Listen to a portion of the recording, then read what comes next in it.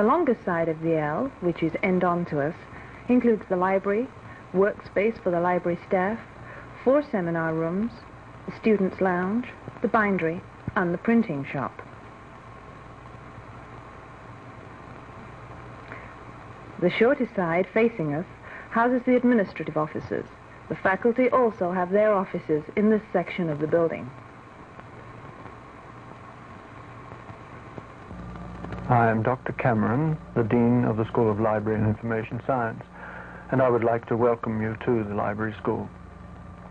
The film you're about to see was originally made for a conference of our colleagues in the Association of American Library Schools and has now been adapted to help orient you to the physical facilities of the school. Here is one of the 2 larger seminar rooms in use.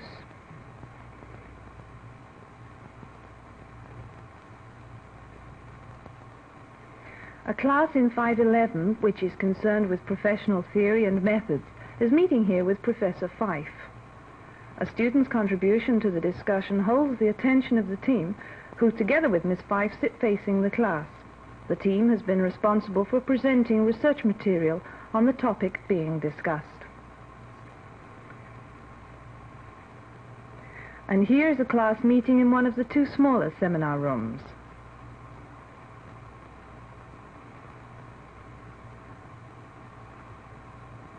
The master's seminar is meeting with Professor Alley. This is a seminar in the student's final term. Courses of this kind are less structured and more informal, therefore, than the larger classes.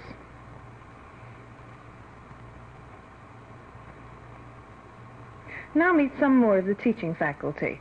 Miss Strathern, who teaches Canadiana and Research Principles and Practice.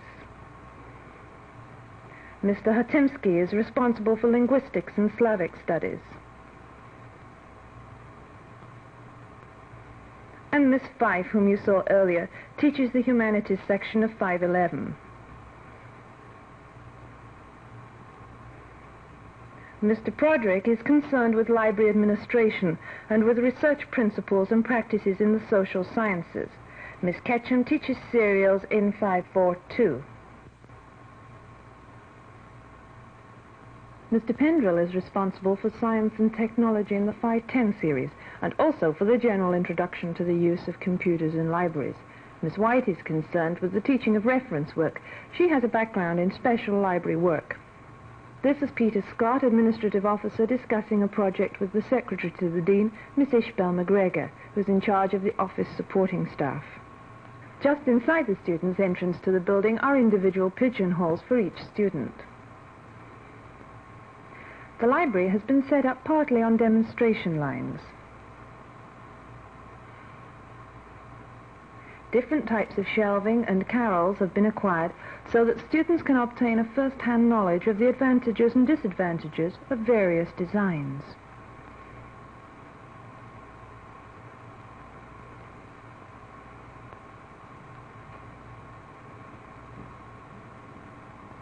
Noteworthy collections include the dictionary holdings, which support studies in linguistics and communication. Representative book catalogues of many kinds from the early 19th century to the present day serve as a valuable primary source for students faced with the problems of contemporary cataloguing.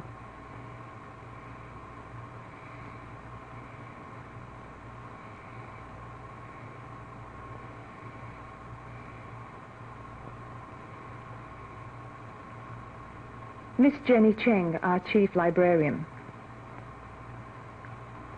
If you know the title or the author of the material you require, then consult the alphabetical author title, main subject index of the SLIS book catalogue.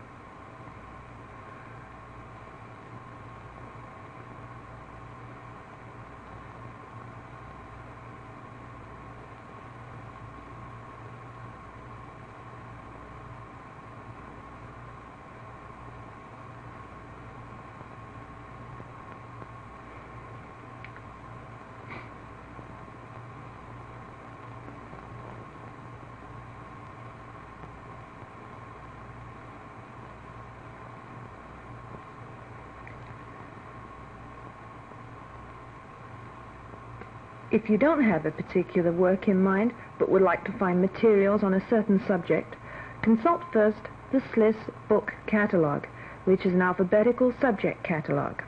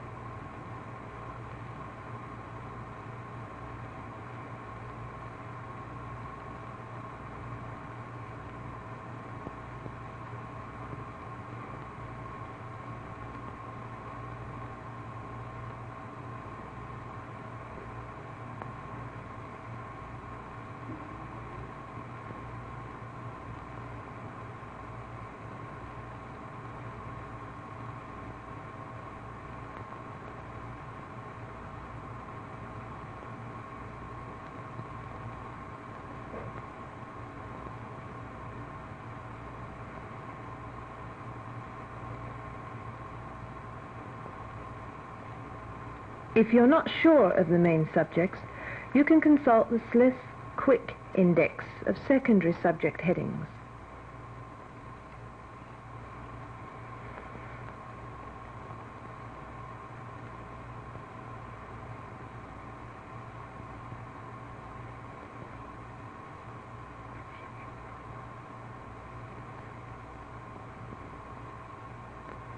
Once you have located the title you want, either in the index or catalogue, note the classification number and collect your book from the shelves.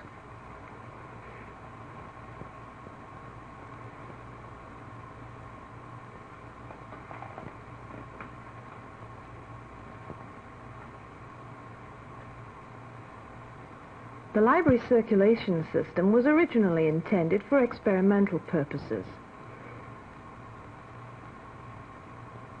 The Bell Telephone touch-tone dial, which can be operated either by punched plastic cards or manually, is linked to a data phone-activated key punch.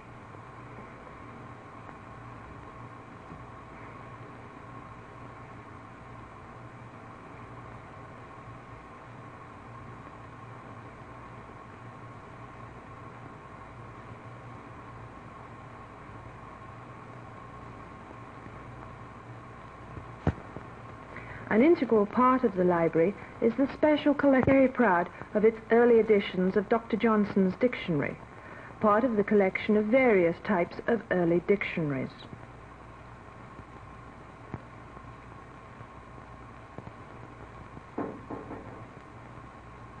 We have also collected materials relating to the history of libraries, the catalogue of the Bodleian Library, from among other early library catalogues, and the 1703 edition of the letters of its founder, Sir Thomas Bodley, are representative of this resource.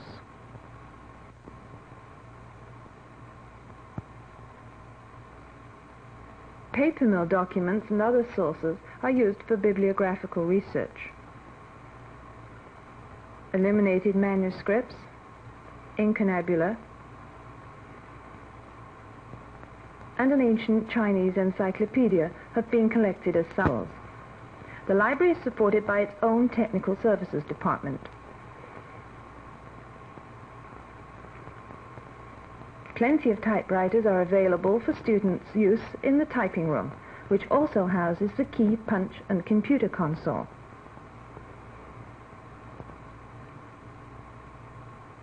The console will respond to various bibliographical requests.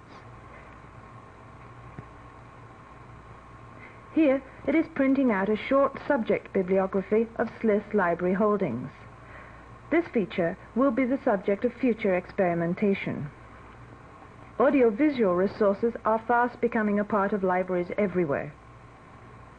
Carl Robert, our technical officer in the audiovisual field, is examining here some of the school's resources and AV materials. Fine selection of cameras for field trip work. An ever-growing selection of slides, film strips, 8 and 16mm movies, audio tapes and microfilm for support of the progress of the school. Some seminars are recorded. Film shows are presented each week, and a fully equipped darkroom is available.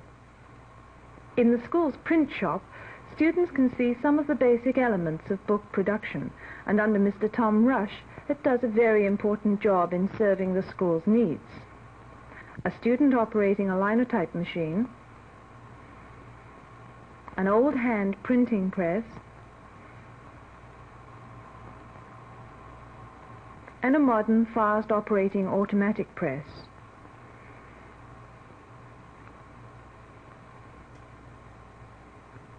The bindery also has two functions: to demonstrate skills and processes and to serve the needs of the school. Here students are at work on some of the many routine bindery operations which are needed. Preparing book covers and gluing and scraping.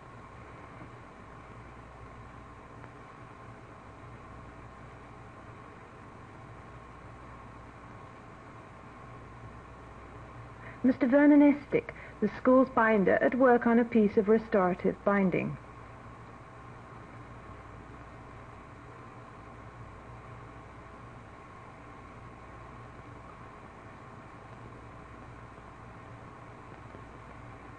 The perfect binder.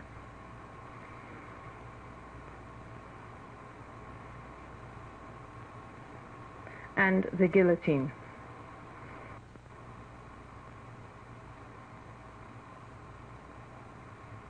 If you're thoroughly confused by all this now, do go and see the people at the main office. They'll be glad to help.